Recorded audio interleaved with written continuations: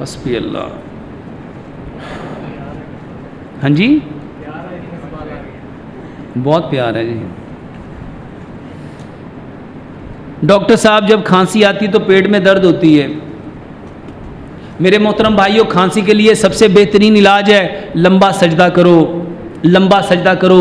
और इसका बेहतरीन इलाज, 2 कप पानी लो, उसमें 1 इंच का टुकड़ा अदरक का डालो, 3 तुरियाँ उसमें लहसुन की डालो, 3 इंच की 2 डंडियाँ दालचीनी की लो, और इसको इतना पका, 1 चम्मच उसमें गुड़ मिला लो, इसको इतना पकाओ, 2 कप पानी 1 कप रह जाए, इसको छान के ठंडा करके सुबह दोपहर शाम लो। इससे दर्द भी नहीं होगी और खांसी भी रुक जाएगी। ब्लड प्रेशर के लिए ज़्यादा रहता है। मेरे मोहतरम भाइयों, किसी भी बीमारी का इलाज करने से पहले उसका सबब जानो।